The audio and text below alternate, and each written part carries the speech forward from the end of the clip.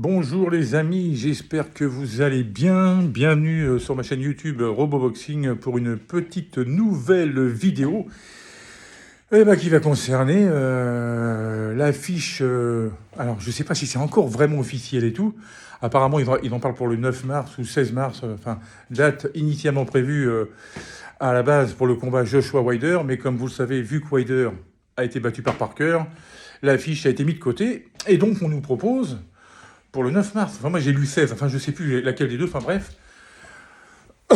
l'affiche Anthony Joshua contre Francis Ngannou à Riyad en Afrique du Sud. Non, en Arabie Saoudite, excusez-moi. Oh putain. Affiche, évidemment, rien qu'au niveau du pay-per-view, ça va être très très très lucratif, même plus que l'affiche Fury Ngannou, puisque Anthony Joshua est un peu... ce que Conor McGregor est au MMA, c'est-à-dire il vous fait exploser tous les records de pay-per-view, quoi. Donc Joshua, lui tout seul, vous remplit Wembley. Il l'a déjà fait par le passé, hein, contre Klitschko, contre Alexander Usyk et tout ça. Il remplit des stades à lui tout seul. Donc voilà, Ngannou, bon bah lui, c'est... l'homme le plus fort du monde, hein, on va dire ça comme ça, le champion incontesté de l'UFC, et celui qui a mis le cul par terre à Tyson Fury au 3e round de leur combat en octobre dernier. Celui qui a gagné le combat, mais sur la décision des juges, ça a été à Fury. D'où la phrase que Fury a dû se dire à la fin du combat, en disant, se le dire lui-même, et même quand il en parlait à ses coachs ou à ses proches et tout ça, la phrase qu'il y a dans le film Rocky, que dit Apollo Creed dans le 2, que je répète encore une fois, mais qui est tellement vrai. Oui, d'accord, j'ai gagné, mais je ne l'ai pas battu. Voilà. Donc voilà, revenons à cette affiche. Ça va être beau. Moi, j'aime bien l'idée de cette affiche d'Anthony Joshua contre Francis Ngannou. Alors déjà, vous regardez le physique des deux, ils sont super impressionnants. Hein, c'est des bodybuilders. Hein. Joshua n'a pas du tout le physique d'un boxeur. Hein, c'est carrément... C'est du Evander Holyfield en plus grand et en plus lourd. Hein. Il aurait des muscles derrière les oreilles, comme il n'y a pas un pet de graisse. Enfin bon, voilà. Ngannou, c'est pareil. Enfin, Ngannou, c'est pareil, mais je veux dire, lui, il vient du MMA, donc des arts martiaux mix et tout. Donc, il faut avoir des jambes parce qu'il y a de la lutte, il y a des coups de pied, il y a du striking et tout ça. Donc, c'est pas pareil. C'est pas pareil. Alors, en boxe, bon, il vaut mieux avoir un Deontay Wilder, plus un physique de boxeur.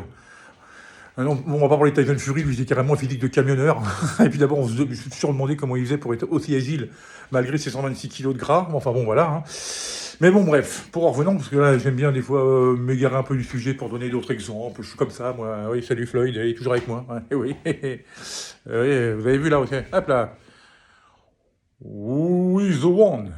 D'abord, c'est moi, après c'est lui. Mais enfin bon, là, comme il est sur le poster, on va lui laisser la première place. Hein. Donc voilà. Cette affiche, ouais, moi j'ai hâte d'y être. Bon, évidemment, d'abord, on saura. Alors, ce combat sera vachement important parce que au mois de mars, on saura qui est à moitié un match nul, mais à mon avis, ça m'étonnerait, qui est le champion incontesté des lourds, puisque au mois de février, Tyson Fury et Alexander Usyk se seront affrontés pour le couronnement ultime des poids lourds, pour toutes les ceintures. Pour l'unification des titres. Voilà. Donc voilà, alors maintenant sportivement, alors évidemment que sur le papier, normal, hein, Joshua sera favori, forcément, puisque c'est un boxeur pro, que Ngannou, ça sera seulement son deuxième combat, mais quand vous revoyez ce qu'il a fait à son premier combat contre le numéro 1, parce que le numéro 1 c'est quand même Fury, hein, à mon goût, hein. Usyk passe après, je pense, après, voilà. Et puis qu'il a tenu 10 rounds et tout, et puis que moi j'ai revu le combat et tout, il y a même encore des moments où Fury était salement amoché. D'ailleurs, vous regardez sa tête à la fin du combat, et la tête d'Ngannou, il n'y a pas photo. Hein. Donc, évidemment, Joshua sera le favori. Et puis Joshua est quand même plus puissant à mon goût que Fury. Donc, il faudra faire gaffe. Pour moi, je ne pense pas qu'il y aura un KO, je ne sais pas. Il y aura un KO si c'est Ngannou qui touche Joshua. Comme Joshua, il a le menton en vert, et puis que mentalement, même s'il se relève, il va partir en sucette. C'est assez fragile mentalement, ce qui n'est pas du tout le cas d'Ngannou. Lui, il prend les coups, et en plus, mentalement, c'est un rock. Hein. Il a juste à se rappeler le combat qu'il a fait contre Cyril Gane, où il perd les 2 premiers rounds. et puis qu'après, dans le journal, non, c'est pas fini, et puis qu'il gagne les 3 suivants, puis voilà. La revanche contre Stipe Miocic. Et puis bon, voilà, ce combat contre Fury, où il était clairement foutu de sa gueule. Enfin, il l'avait carrément pris de haut, et puis que personne ne le voyait tenir 3 rounds. Hein. Moi, le premier, moi j'avais dit que ça s'arrêterait dans le 4e et 5e. On a tous eu tout faux. Donc voilà, donc ça peut, évidemment, ça peut ou aller au point, avec une guerre en 10 rounds, ça serait vraiment bien, ou alors si un chaos, je pense que ça viendrait de la part d'Ngannou. Alors, je ne dis pas que Joshua ne peut pas mettre Ngannou au sol, hein.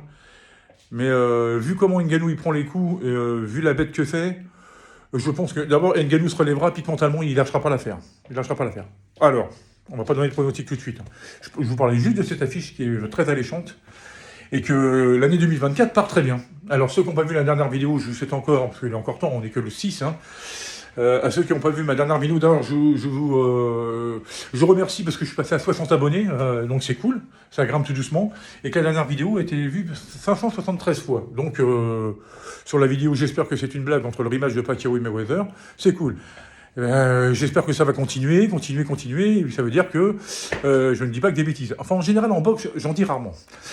Voilà, donc c'était pour vous parler de cette affiche très alléchante, on aura l'occasion d'en reparler à l'approche du combat.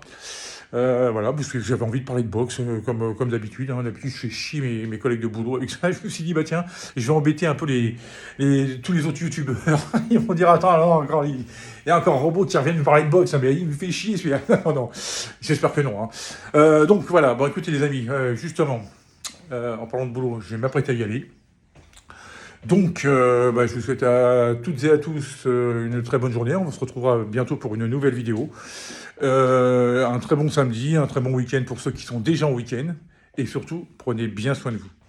Allez, salut, salut!